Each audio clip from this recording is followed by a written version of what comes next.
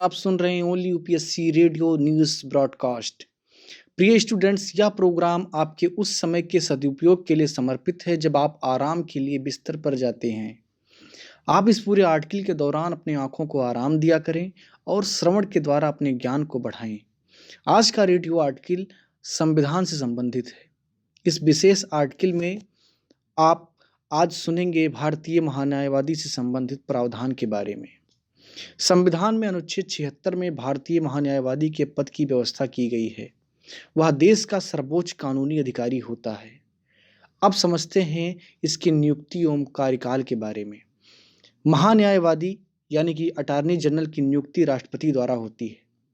उनमें उन योग्यताओं का होना आवश्यक है जो उच्चतम न्यायालय के किसी न्यायाधीश की नियुक्ति के लिए होती है। दूसरे शब्दों में उसके लिए आवश्यक है कि वह भारत का नागरिक हो, उसे उच्च न्यायालय के न्यायाधीश के रूप में काम करने का 5 वर्ष का अनुभव हो या किसी उच्च न्यायालय में वकालत का 10 वर्ष का अनुभव हो या राष्ट्रपति के मतानुसार वह न्यायिक मामलों का योग्य व्यक्ति हो। महान्यायवादी के कार्यकाल को संविधान के द्वारा निश्चित नहीं किया गया है। इसके अलावा संविधान में उसको हटाने को लेकर के कोई व्यवस्था नहीं दी गई है। वह अपने पद पर राष्ट्रपति के प्रसाद पर्यंत तक बने रह सकता है। इसका तात्पर्य है कि उसे राष्ट्रपति द्वारा किसी भी समय हटाया जा सकता है। वह राष्ट्रपति को कभी भी अपना त्यागपत्र सौंप करके पदमुक्त हो सकता है। परंपरा यह है कि जब सरकार यानी कि मंत्रिपरिषद त्यागपत्र दे देता है या उसे बदल दिया जाता है तो महान्यायवादी स्वतः त्यागपत्र दे देता है, क्योंकि उसकी नियुक्ति सरकार के द्वारा ही की जाती है। संविधान में महान्यायवादी का पारिश्रमिकी यानी कि उसका वेतन तय नहीं किया गया है। उसे राष्ट्रपति द्वारा निर्धारित पारिश्रमिकी यानी कि वेतन मिलता है। अब बात करते हैं उसके कार्य एवं शक्तियों की। भारत सरकार के मुख्य कानूनी अधिकारी के रूप में महान्यायवादी के निम्नलिखित कर्तव्य हैं। भारत सरकार को विधि संबंधी ऐसे विषयों पर सलाह दें जो राष्ट्रपति के द्वारा सौंपे गए हों।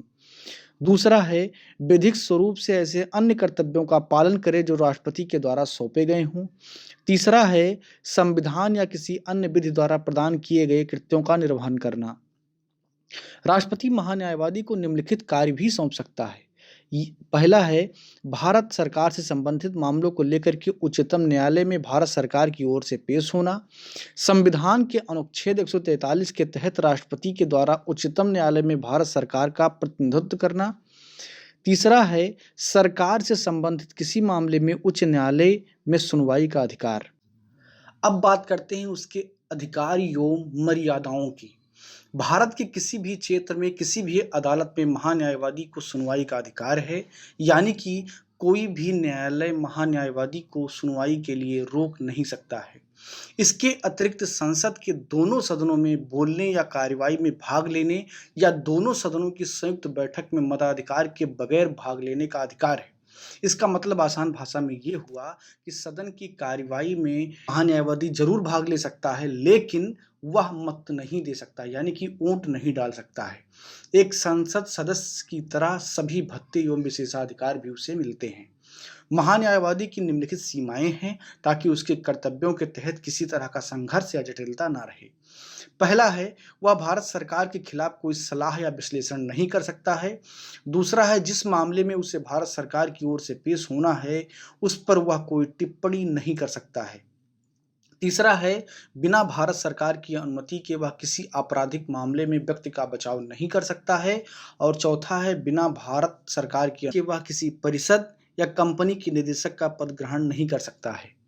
हालांकि महान्यायवादी सरकार का पूर्णकालिक वकील नहीं है, वह एक सरकारी कर्मी की श्रेणी में नहीं आता, इसलिए उसे निजी विधिक कार्रवाई से रोका नहीं जा सकता है। करते हैं भारत के महाअधिवक्ता के बारे में। महान्यायवादी के अतिरिक्त भारत सरकार के अन्य कानूनी अधिकारी होते हैं, जैसे महाअधिवक्ता एवं अपर महाअधिवक्ता। वे महान्यायवादी के कार्यों में उनकी सहायता करते हैं। उल्लेखनीय है कि महान्यायवादी का पद संविधान निर्मित है, जबकि अपर महाधिवक्ता एवं महाअधिवक्ता का पद संवैधानिक नहीं है। महान्यायवादी केंद्रीय कैबिनेट का सदस्य नहीं होता है। सरकारी स्तर पर विधिक मामलों को देखने के लिए कैबिनेट में पृथक विधि मंत्री होते हैं। तो ये था पूरा महान्यायवादी के बारे में, जिसमें आपने महाधिवक्ता को भी समझा। अब बात कर लेते हैं महान्यायवादी से संबंधित जो महत्वपूर्ण अनुच्छेद है जिनसे परीक्षाओं में सवाल आ सकते हैं। तो पहला अनुच्छेद तो अनुच्छेद 76 ही है, जिसमें महान्यायवादी की चर्चा की गई है। तो अनुच्छेद 76 में भारत का एक महान्यायवादी होगा, इस बात की चर्चा है। दूसरा अनुच्छेद 88 यानी कि 88 है, जिसमें कहा गया है भारत के संसद के सदनों तथा इसकी समितियों से जुड़े हुए अधिकार, यानी कि महान्यायवादी किसी भी समिति का सदस्य बन सकता है और संसद के कार्यवाही में भाग ले सकता है, लेकिन मतदान नहीं कर सकता है क्योंकि वो संसद का सदस्य नहीं होता है। इससे संबंधित एक अनुच्छेद 105 है, जिसमें कहा गया है महान्यायवादी की शक्ति क्या होगी, उसका विशेषाधिकार क्या होगा और उसके लिए प्रतिरक्षा की क्या व्यवस्था है। तो ये 3 अनुच्छेद हैं जो महान्यायवादी से संबंधित हैं। उम्मीद करता हूँ कि ये रेडियो आर्टिकल आपको पसंद आया होगा। इससे संबंधित जो सवाल है वो आपको डिस्क्रिप्शन में लिखा हुआ मिलेगा। हमारे कुछ स्टूडेंट ये अपील कर रहे थे कि जो सवाल है वो उनको लिखित फॉर्म में मिलना चाहिए, तो इसलिए इस आर्टिकल में सवाल आपको डिस्क्रिप्शन बॉक्स में नीचे लिखा हुआ मिल जाएगा, जिसका जवाब आपको ओनली यूपीएससी के जीमेल एड्रेस onlyupscgroup@gmail.com पर भेजना है, जिसकी जांच ओनली यूपीएससी की टीम करेगी और उसका जवाब भी आपको दिया जाएगा। धन्यवाद।